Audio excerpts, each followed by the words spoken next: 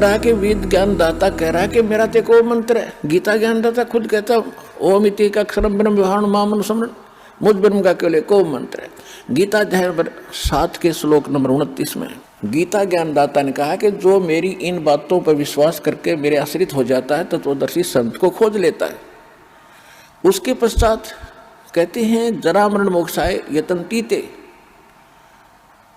माम आश्रित यतन्ति ते, जो मेरे इस ज्ञान को आश्रय करके तत्वदर्शी संत जिन्होंने खोज लिया वो केवल जरा और मरण के लिए ही, जरा माने वृद्धावस्था बुढ़ापे के दुख से बचने के लिए, और मरण के यानी बार बार मृत्यु ना हो उसके लिए जो प्रयत्न करते हैं, प्रयत्नशील हैं, वो तत्ब्रह्म विदु कृष्णम अध्यात्म कर्मम च अखिलम, यानी वो पूरे उस तत्ब्रह्म से परिचित हो चुके हैं। तत्ब्रह्म से, गीता ज्ञान दाता से अन्य वो ब्रह्म है, ब्रह्म माने भगवान होता है, उस अन्य भगवान से, तत्ब्रह्म से और सारे यहाँ कर्मों से परिचित है और पूरे अध्यात्म मार्ग से परिचित हो चुके हैं।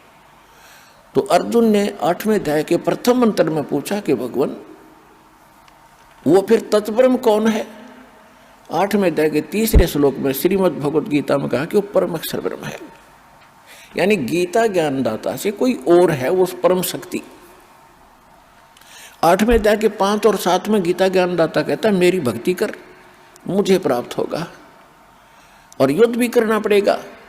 यानी जो भक्ति है ये हठ योग नहीं करना, कहीं पर भी प्रमाणित नहीं है कि एक स्थान पर बैठकर आसन लगाकर हठ योग करते रहो, नहीं। जैसे सूक्ष्म वेद में भी यही बताया कि नाम उठत नाम बैठत नाम सोत जागबे, नाम खाते नाम पीते नाम सेती लागबे।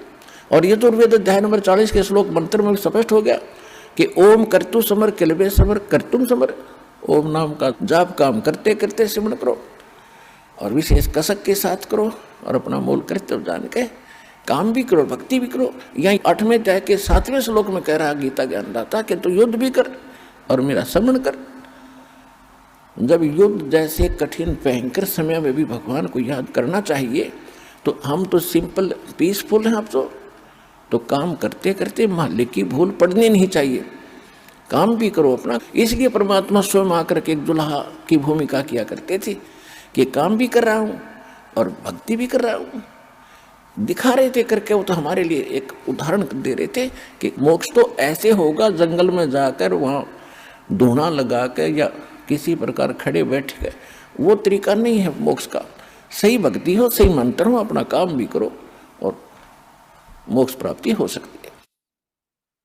लेकिन मंत्र कंप्लीट हो और गुरु पूरा हो। अब जो प्रसंग चल रहा है गीता अध्याय नंबर 8 के श्लोक 5 और 7 में तो उसने अपनी भक्ति बता दी।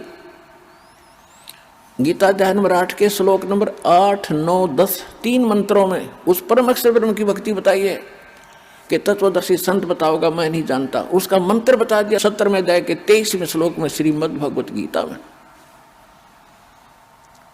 ओम तत्सत इति निर्देश है ब्रह्मण त्रिविध समर्थ है। ब्रह्मण माने उस परम अक्षर ब्रह्म की भक्ति का ओम तत्सत, ये 3 मंत्र का जाप है और कोई मंत्र नहीं। ओम तो ब्रह्म का है, ये तो सार्वजनिक रखा है इसने, और तत् और सत्य सांकेतिक है, ये कोड वर्ड है। जैसे बादाम का ऊपर एक कवर होता है, उसके अंदर छिलका होता है और वो बादाम ही कहलाता है, लेकिन वो छिलका खाने का नहीं, छिलका उसके अंदर है वो। तो ऐसे ही के अंदर ये कोड वर्डों में वो गिरी छुपा रखी थी, वो दास के अतिरिक्त इस विश्व में किसी के पास नहीं है, इसका भेद भी नहीं, किसी को छीट भी नहीं लगी किसी को।